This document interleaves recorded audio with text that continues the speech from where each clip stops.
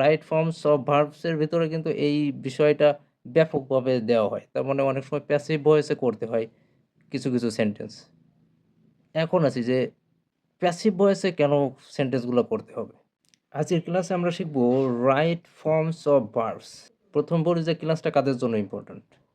তো right form of verbs সাধারণত প্রত্যেক ক্লাসের সিলেবাসেই থাকে, গ্রামার পার্টে থাকে।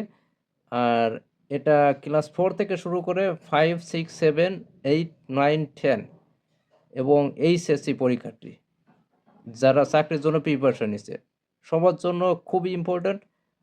তবে বিশেষভাবে মোস্ট ইম্পর্ট্যান্ট কাদের জন্য, সেটা হচ্ছে ক্লাস 9, 10 এবং এইচএসসি পরীক্ষার্থীদের জন্য সো মাচ ইম্পর্ট্যান্ট।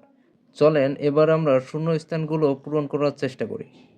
তবে তার পূর্বে যারা আমার চ্যানেলে নতুন আছেন, যারা চ্যানেলটি এখনও সাবস্ক্রাইব করেন নাই, তারা চ্যানেলটা সাবস্ক্রাইব করে পাশে থাকা বেল বাটনটা অন করে ফেলুন। আচ্ছা, আমাদের প্রথম শূন্যস্থানটা কি আছে যে দেখি একটু, যে Kazi Nazrul Islam dash a poet of Bangladesh. তো এইখানে কাজী নজরুল ইসলাম ড্যাশ শূন্যস্থানে কি ইউজ করতে বলছে? Be verb. বি ভার্ব কোনগুলা? অ্যাম, ইজ, আর। এই যে এর যে কোনো একটা ইউজ করতে হবে। তাহলে কাজী নজরুল ইসলাম অ্যামিজারের মধ্যে থেকে কোনটা পড়বে? Is. Kazi Nazrul Islam is a poet of Bangladesh. বলা হচ্ছে কাজী নজরুল ইসলাম হয় বাংলাদেশের একজন কবি। এটা আমরা প্রেজেন্ট টেন্সে লিখলাম সেন্টেন্সটা। তার মানে ভার্বটা কারেকশন করলাম প্রেজেন্ট টেন্সে। এটা পাস্ট টেন্সেও করা যেত, বাট আমি এইখানে প্রেজেন্ট টেন্সেই করেছি এটা। যে তারপর 2 নম্বর শূন্যস্থানে আছে যে উই অল ড্যাশ হিম। এখানে আমাদের ব্র্যাকেটের ভিতরে আছে নো, ভার্বটা কি আছে? নো। তাহলে উই অল আমরা সবাই তাকে চিনি, অর্থটা কি হবে? আমরা সবাই তাকে চিনি, এরকম হবে। তাহলে উই অল, এইখানে আছে নো, তারপর এইখানে উই, তার মানে আমাদের সাবজেক্ট হচ্ছে প্লুরাল। উই অল মানে কি? আমরা সবাই। আমরা সবাই বললে সাবজেক্টটা কি হবে? প্লুরাল হবে। তাহলে আমাদের সাবজেক্ট যেহেতু প্লুরাল এবং এটা আমরা প্রেজেন্ট ইনডিফিনাইট টেন্সে আমাদের এই ভার্বটা কারেকশন করব, সেজন্য আমাদের যেহেতু এইখানে আবার অ্যাকশন ভার্ব আছে, তাহলে অ্যাকশন ভার্বের শেষে যদি আমরা এস যুক্ত করি তাহলে সেটা হয়ে যায় সিঙ্গুলার। আর যদি এস যুক্ত না করি তাহলে সেটা প্লুরাল থাকে। তো আমাদের সাবজেক্ট যেহেতু প্লুরাল আছে, তাহলে আমাদের শূন্যস্থানে ভার্বটাও প্লুরাল বসাতে হবে। তাহলে এইখানে ভার্বটা কি বলবে? নো। ভার্বটা বসবে হচ্ছে নো। ভার্ব যেটা আছে ওইটাই বসে যাবে, যেহেতু আমাদের সাবজেক্ট প্লুরাল। তাহলে উই অল নো হিম, আমরা সবাই তাকে চিনি। কাকে চিনি? কাজী নজরুল ইসলামকে। সে হচ্ছে বাংলাদেশের একজন কবি, আর আমরা সবাই তাকে চিনি, অর্থটা হচ্ছে এই। তারপর 3 নম্বর শূন্যস্থানে কি আছে? He dash call the rebel poet of Bangladesh. তাকে বাংলাদেশের বিদ্রোহী কবি বলা হয়। তাকে কি বলা হয়? বাংলাদেশের বিদ্রোহী কবি বলা হয়। তাহলে কি হবে? আমাদের শূন্যস্থানের অ্যান্সারটা কি হবে? He is he is called he is called the rebel poet of Bangladesh. তাকে বাংলাদেশের বিদ্রোহী কবি বলা হয়। তারপর এখানে 4 নম্বর শূন্যস্থানে আছে যে হি ড্যাশ মেনি পোমস। এখানে আমাদের ব্র্যাকেটের ভিতরে ভার্বটা হচ্ছে রাইট। তাহলে সে অনেক কবিতা লিখেছে,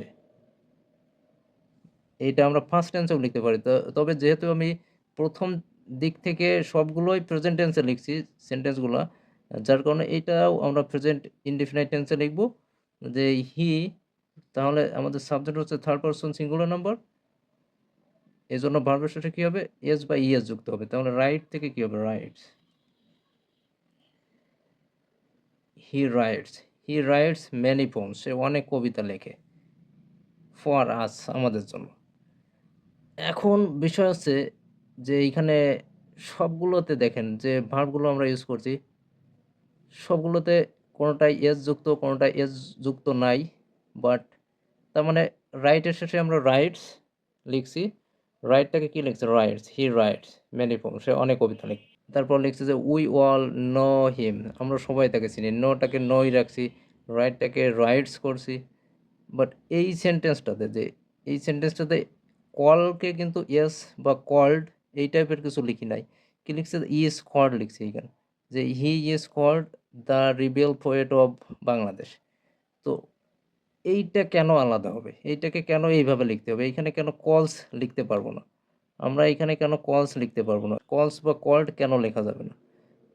তার কারণ হচ্ছে এই সেন্টেন্সটা আমাদের প্যাসিভ ভয়েসে করতে হবে। তো এই বিষয়টা কিন্তু স্টুডেন্টরা বুঝতে পারে না। যারা ক্লাস 9, 10 এবং এইচএসসি লেভেলে আছে।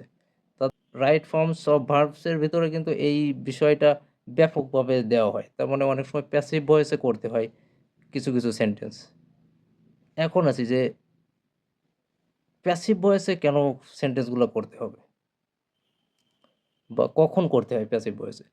আমরা এর আগেরগুলো তো পূর্বে যে ২ টা সেন্টেন্স বা এই যে 1, 2, 3, তার মানে এই ৩ টা সেন্টেন্স কিন্তু আমরা অ্যাক্টিভ ভয়েসে লিখছি এইখানে।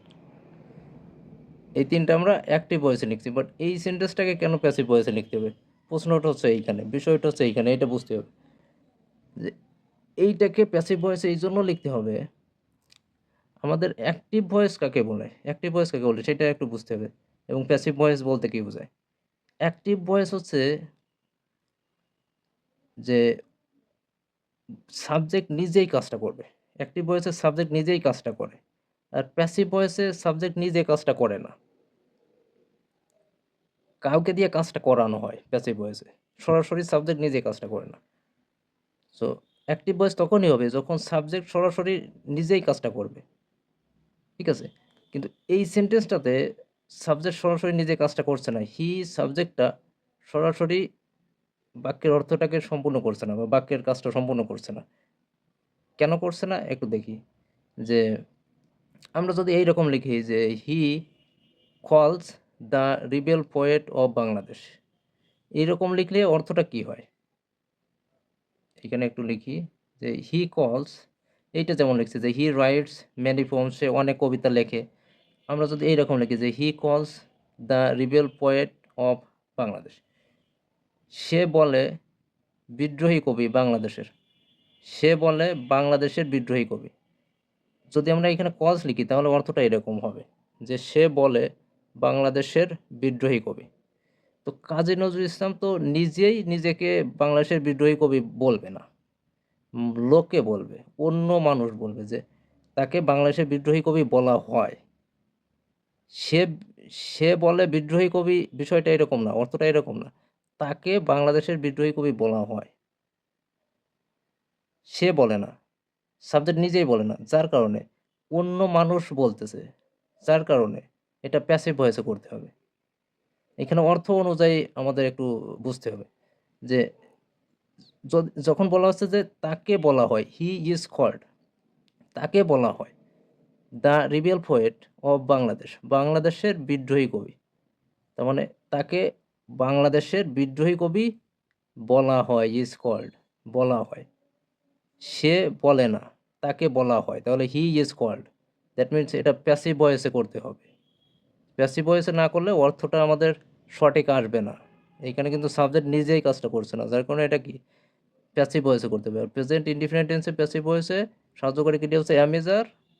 সেজন্য এখানে হি এর পরে ইজ বসে, ইজ তারপর খল। তো প্যাসিভ ভয়েস মানে হচ্ছে ভার্ব 3। তো খল এটা হচ্ছে ভার্ব 1।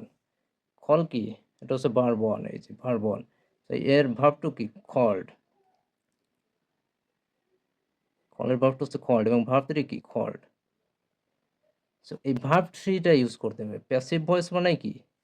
প্যাসিভ মানে হচ্ছে ভার্ব 3।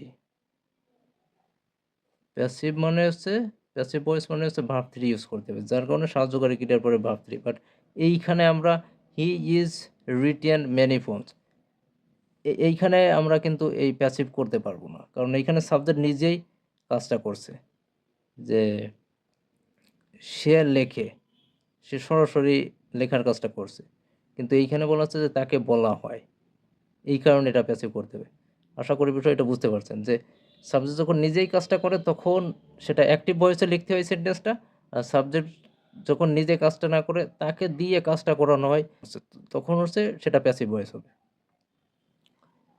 তো ক্লাসটা হচ্ছে এই পর্যন্ত। ক্লাসটি ভালো লাগলে অবশ্যই লাইক করবেন এবং ইংলিশ শেখার জন্য চ্যানেলটি সাবস্ক্রাইব করে পাশে থাকা বেল বাটনটা অন করে দিবেন। আর ফ্রেন্ডদের মাঝে ভিডিওটা শেয়ার করবেন।